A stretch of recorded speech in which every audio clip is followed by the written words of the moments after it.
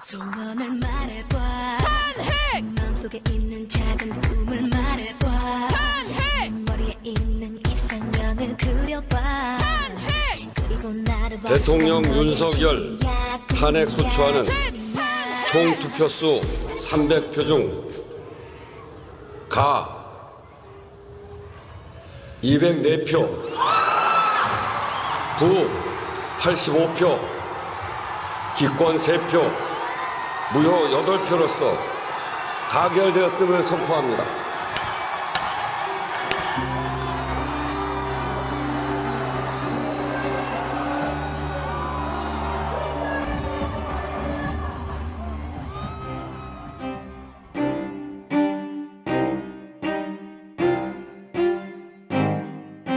(1980년) 광주 민중항쟁을 진압하고 권력을 장악한 전두환 정권은 유력한 야당 정치 지도자 김대중에게 사형을 선고하고 정권에 반대하는 일체의 정치활동을 금지했다. 이어서 청계 피복 노조, 원풍 모방을 강제 해산시키면서 종교계 이외의 공개적인 사회운동은 모두 사라졌다. 82년도 추석쯤 때였을 때 활동을 정지시켰죠. 그렇게 그게 마지막에서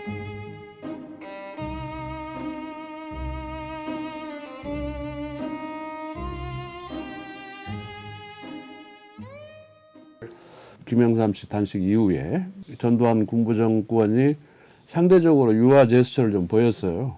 우선 이제 창립총회를 하고 다 이제 안기부에 끌려갔다가, 그러니까 우리가 생각하는 최선의 방법은 근태형만 감옥 가고 나머지는 안 가는 게 최선이라고 생각을 했었어.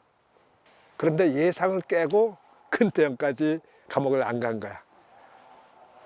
그래서 약간 어떤 승리감이 있었죠. 표 같은 사람들이 각서를 썼지만 김구대 의장은 각서 쓰지 않고 나왔고, 아 이게 이제 공개 운동단체가 가능하겠구나 이렇게 생각했고, 그러면 계제에 좀 한 발 더 나가보자. 그래서 뭐 종로 근처 어디 이렇게 돌아다니다가니 파고다 빌딩 5층에 임대가 나와서 그걸 가서 이제 계약을 하고 현판식을 하자.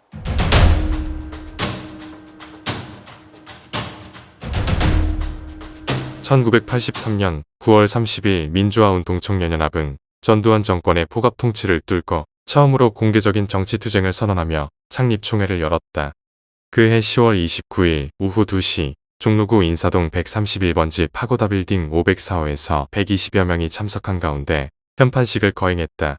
기독교나 천주교에 기대지 않고 시내 한복판에서 공개정치투쟁을 선언한 것은 숨죽여 있던 시민사회단체에게 커다란 자극이었다. 내주자마자 종로서에서 난리가 난 거지. 난리가 나니까 이 사람이 이제 못 들어온다고 이제 그걸 한 거예요. 이제 우리한테 이제 속이고서는 계약을 했다는 거죠. 그래서 이제 이걸 집기를 다 내렸는데, 그냥 띄워? 그럼 또 갖다 붙이지? 그럼 또 띄워? 그럼 또 갖다 붙이지? 집기 내려놔? 아이고 좀 오늘 힘들겠다. 그때 사무실이라는 게 하여튼 공개적으로 있다는 게 굉장히 신기했고, 사무실 가지는 공개단체라는 게 참 꿈꾸기가 힘들었던 당시 상황은, 이 사무실을 내고 입주한 그 자체가 사실 좀 감격적이고 감동적인 사건이었죠. 공개적인 공간은 그 당시 어떤 데만 가지고 있는 건가 하면 합법단체나 종교 그룹만 그것이 가능했던 것이고, 80년 이후로 기독교의 협회를 쓰지 않고 독자적인 정치 투쟁을 할 수 있는 그런 단체로는 처음으로 생긴 거라고 봐야 되겠죠. 근태형이 약간 그런 생각이 좀 강했어. 그러니까 은밀하게 보이지 않는 거죠. 예. 뿌듯했던 게 다 찾아와 모두들이. 예. 그러니까 무슨 목건이라도 있으면 일단 여기가 그래도 따올 줄을 안다라고 생각을 하는 것 같아요. 그러니까 그래도 우리 사무실을 두고 우리가 한다. 그게 상당한 용기와 자부심을 줬어요.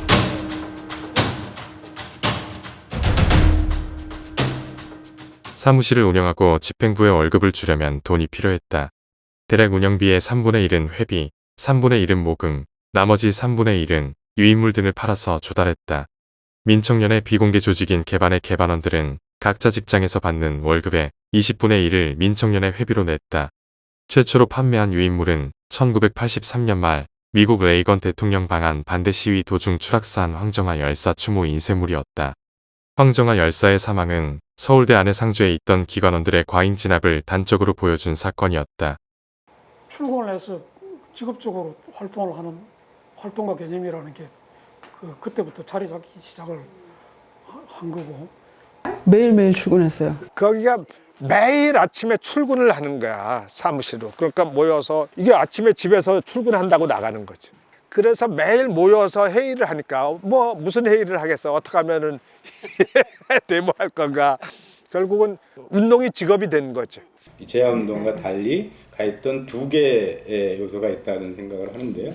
하나는 상근하는 사람들의 책임을 명확하게 하고 거기에 대해서 급여를 지급했다는 겁니다. 그러다가 이제 어느 날 월급이라고 주면 집에 가서 자랑하고 월급은 이제 조금 좀 지나서 회비가 좀 쌓이게 되니까 직업운동가가 그거를 이제 정착을 시켜야 된다 그래서 나름대로 내부에 원칙이 있었어요. 그러니까 제 기억으로는 본인, 활동가 본인을 일단 5만 원을 책정을 하고 거기에서 이제 가족이 있는 경우에 배우자가 또 5만 원이 되고 그다음에 이제 자식이 있으면 플러스 5만 원, 둘이면 또 플러스 5만 원. 근데 만약에 이제 배우자가 직장 활동을 해서 수입이 있다 그러면은 거기서 이제 마이너스 5만 원 이런 형태로 해가지고 그렇게 해서 돈을 받았던 기억이 있어요. 84년도에는 10만 원 가지고 빠듯했어요. 밥 사 먹고 교통비하고 한 달에 겨우 빠듯한 10만 원이. 구류가 살게 되면 시장에서 10일, 그 조사실에서 한 2, 3일 이렇게 하면 돈 안 쓰고 생활을 한 거죠. 사람들이 와가지고 이제 뭐 영치금도 좀 넣어주고 그러니까 그러면 이제 살림이 좀 풀려가지고 월급을 7만 원 주는데 7만 원 받으면 그 앞에 거기에 있어 그 백반집이 있는데 백반집에 돌아가면서 밥을 한 접시 사는 거예요. 1인분에 한 2,000원인가 2,500원인가 그렇게 했어. 그러니까 한 10,000원 하면 4명이 가서 아주 폼 잡고 먹는다고. 그러니까 그거는 아주 우리끼리 맛있게 그냥 음미하면서 먹는. 그러면서 야 미안하고 고맙고 뭐 이런 게 있죠. 주로 하던 일이 맨날 유인물 갖다 주고 또는 뭐 만드는 거 갖고 오고 인쇄하러 가고 주로 그런 거. 그래서 이제 민주화의 길과 같은 공식적인 이제 회지지, 회보 같은 경우를 기관지 같은 경우를 만들어서 대중들에게 무작위로 공급하고 성명서를 공개적으로 인쇄해서 뿌리고 할 수 있는 게 이런 공간의 문제와 같이 연계되어 있다고 생각이 드는 거죠. 그러니까 물리적 공간뿐만 아니라 활동의 공간과 내용을 확보하는 데 있어 중요한 하나의 이제 계기점들이 됐다 이렇게 보면 됩니다. 5층인가 6층인가 그래. 5층인데 엘리베이터도 없지. 그러니까 막 한번 뭐 신문 같은 거 이런 거 막 그 실어 달라야 되는 거 있잖아요. 무게 있는 거 그거 할 때는 완전히 고역도 그런 고역이 없어. 그 5층을 지고 올랐다가 또 지고 내려와야 되니까. 기관원들이 사무실까지 들어오지는 않았어요.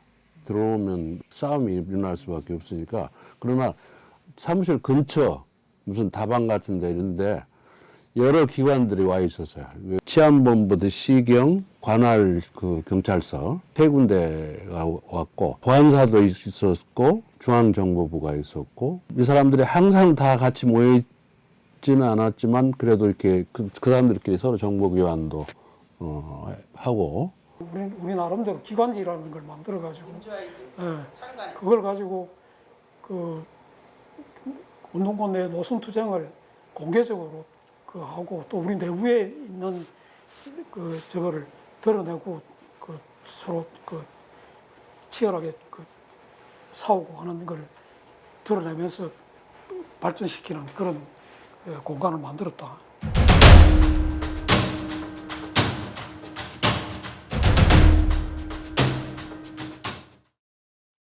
언젠가는 전두환 정권이 공격해오리라 생각했다. 민청년은 청년운동론을 정립하고 연대투쟁을 주도했으며 시위마다 맨 앞에 서기를 두려워하지 않았다. 그렇게 군사정권과 밀고 당기며 민주화운동의 영토를 조금씩 넓혀갔다. 유치장에 갇히는 구류는 일상이 되었고 그렇게 구속을 늦추었다. 던져보고 되네 저쪽에 리액션이 있으면 좀 조심하고 또 위에서 다시 한번 때려보고 이런 현상들이 있는 거죠. 예. 최민아 선배는 그 구리를 도맡아 놓고 가. 나중에 얘기를 들어보니까 김근태 선배하고 서로 약속을 했더라고. 아, 내가 구리는 다 살 거라고. 그러니까 선배는 열심히 활동만 하라고. 하여튼 서울 그 도심지에 있는 경찰서는 다 갔던 것 같아. 제일 기억에 나는 건 용산 경찰서에 가서 참 세상에서 이런 꽁보리밥도 있구나. 진짜 나는 새카마타 보리도 그렇게 밥을해는 뭐 새카맣지는 않는데 새카맣더만. 그냥 나한테 주어진 거 그리고 저놈들이 어디까지 한번 들어가나 쑤셔보자. 그러다가 우리가 잡혀먹으면 두꺼비 새끼들이 부화될 거야. 그럼 그 다음엔 그 다음 때가 알아서 하는 거야. 우리 몫은 여기까지야. 그 여러 건이 쌓이면은 이제 여러 건이 쌓이면 이제 한 사람이 책임지고 이번 거는 내가 다 그 쓰고 내가 책임지고 가서 구류를 살고 온다. 뭐 이런 식으로 이제 뭐 예산값 처리한다. 뭐 이런 말까지 하고 그랬어. 구류 시대에 가능한 거죠. 이 친구들 다 잡아넣어라. 뭐 이렇게 되지 않도록 이 관리를 하는 걸 할 필요가 있었던 거죠. 이 전체 운동에 이제 그 자극을 준 거죠. 자극을 줘가지고 당시에 이제 마찬가지잖아요. 전국에서 이 학생운동 출신들이 그 모색을 하던 그런 시기였는데 민청년이 그걸 하는 걸 보면서 그 이제 각 지역에 자기 지역에 맞는 행태가 뭘까를 생각을 하면서 그 지역 조직들을 만들고 또 부분은 부분대로 부분 조직들을 만들고 하면서 그 딱 불과 한 1년 만에 그건 한 그 10개 부문 조직 또 한 10개 지역의 지역 조직이 만들어진 거예요. 그게 나중에 이제 민통연으로 다 그 연합이 된 그런 저거거든요. 그러니까 그런 점에서는 출발 신호탄을 올린 게 민청년이라는 걸 할 수가 있고. 나중에 집행부 하도 구리살로 다니니까 개반도 미안할 거 아니야. 이제 개반에서도 순번 정해가지고 저 동투가 구리 살고 그런 게 생기는 거지. 그 개반 가서 얘기할 때 느낌이 동학 접주 비슷한 느낌이야. 응? 만약 공개 정치 사무실만 중심으로 못했을 거야. 그게 사무실 개반 두 개가 이제 구조가 맞아 들어가니까 마음 놓고 활동할 수 있었던 거지. 난 개반의 공이 굉장히 크다고 생각해.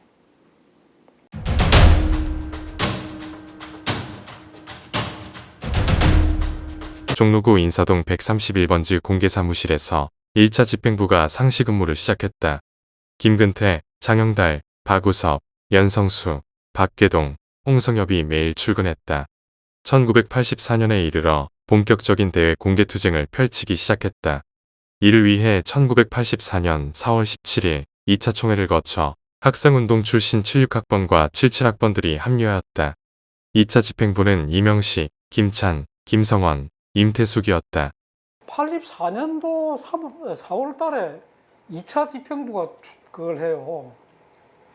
그 사무실 사수 그거는 1차 집행부가 거의 다 해낸 거예요. 그 다른 대학 운동권에 난다긴다는 사람들이 처음 본 거야. 근데 다 착각빠지게 생겼더라고. 장 선배는 아주 씩씩하게 생겼더라고. 이 선배는 아니 금방 나올 수 있었는데 재정사 안 써서 7년을 살았대. 뭐 저런 사람이 다 있나. 연성수하고 나하고 똑같이 연성수가 만들어준 유인물을 이 종로 2가 그 YMCA 건물 맞은편들이 높은 빌딩이 많잖아. 그래서 빌딩 위에서 이 유인물이 확 떨어지면 걔들이 그거 주스로 잡으러 막 뛰어 올라가겠다. 그 생각을 한 거야. 5층 기원이 있었어. 올라갔더니 4층이가 당구장이더라고.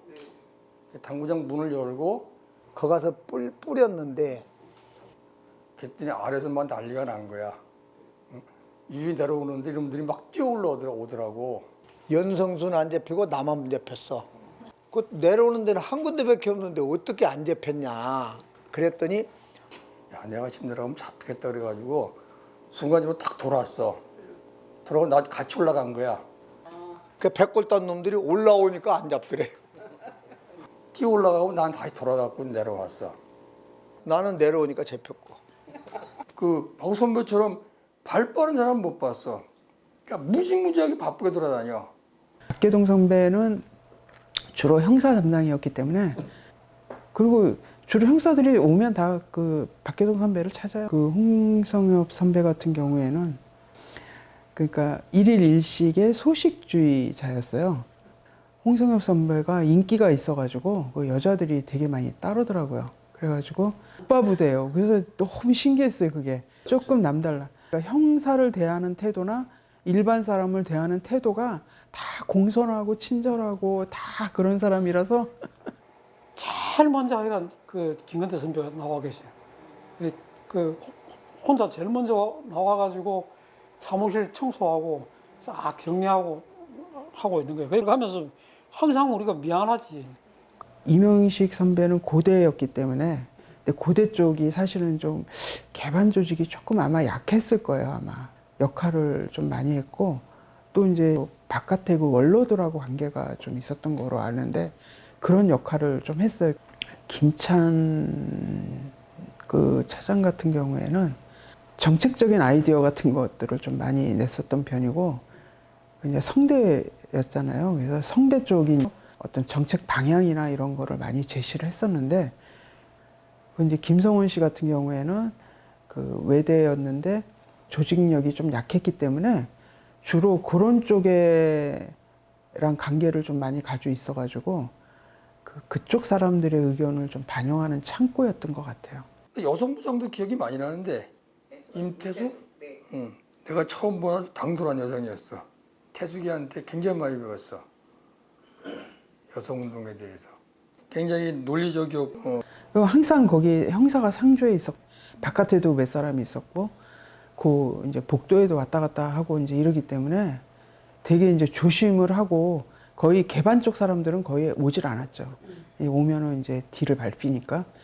그리고 이제 회의도 거의 도청당하는 상황이니까 이 종이에다 메모 써가지고 이렇게 이제 회의를 다 해서. 이 도청된다고 해가지고 말을 크게 못하게 하고 전부 필담을 하고 그랬거든. 김건태 선배가 이제 설명을 하시는데 막 적어가면서 하는데 소리는 작지, 글은 안 보이지. 근데 자꾸 대부를 수도 없잖아. 예? 예? 그 대기 머리 나빠 보일 거 아니야. 어떤 때 몇 명 같이 앉아있다 나오면 서로 이제 확인해 보는 거야. 근데 각자 해석이 다 달라.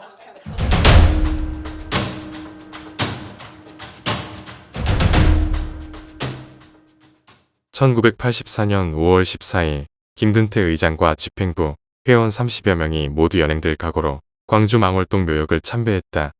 1980년 광주 민중항쟁 이후 누구도 하지 못한 광주항쟁 기념식이었다. 그렇게 광주는 민청년과 함께 세상으로 나왔다. 황정아 열사 추도식 같은 걸 하면은 이거 당하지 않을까. 그 다음에 이제 5.18 광주 추도식을 84년도에 하는데 이거 하고 또 당하는 게 아닐까. 이게 집시법으로 뭐 잡혀 들어갈 수도 있고. 그리고 이제 또 유인물의 수위도 항상 이제 관건이지. 그러니까 그때 광주는 계속된다. 이거 유인물 내면서 이것 때문에 누가 또 잡혀가지 않을까. 이런 걱정들도 하고 그랬었는데 그런 것들이 잘 넘어갔지.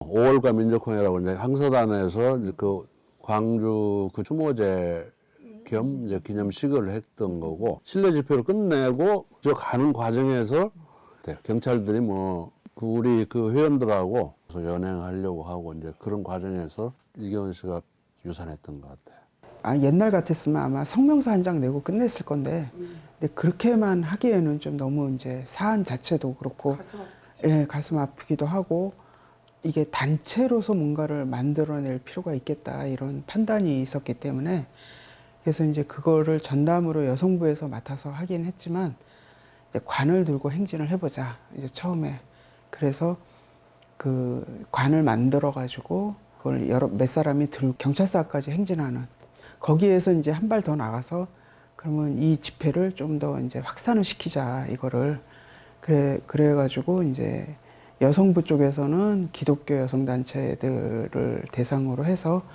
그 이 사건에 대한 연대 형태를 만들었고 또 한편으로는 그 영문으로 해서 국제사회에 그 사건을 알리는 그 운동권 내부적으로는 굉장히 여러 가지 의미를 가져다 준 사건이었죠. 힘센 그런 상대가 있을 때 그 앞에서 그 경계선을 넘나들면서 잡혀 먹힐 때까지 투쟁을 함으로써 민주주의를 조금씩 발전시켜 나가는 그런 마중물 역할을 한다. 이제 그런 이제 자부심이 있었고 다만 그 가능성을 갖고 경계까지 밀고 가는 용기가 있을 때 운동이 한 단계 발전할 수 있는 계기를 만들 수 있다. 이제 김근태 그 의장과 그 집행부가 나름 확신을 갖고 제시했던 운동론이었고 우리는 이제 그걸 신뢰하고 따라갔던 그 상징적인 지점이 바로 504호다.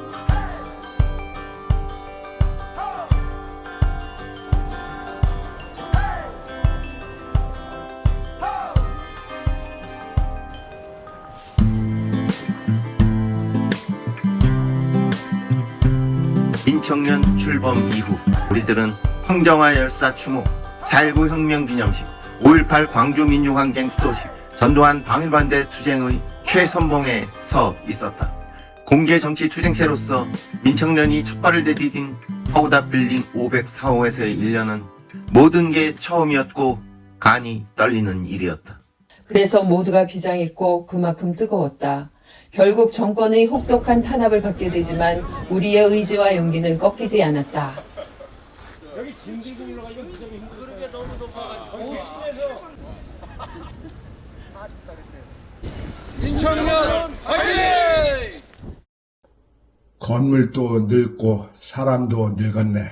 이제 건물도 헐린다고 하니 우리도 가고 다음 세대들이 살아가는 자유와 평등이 넘치는 새로운 세상이 열리길 바라네.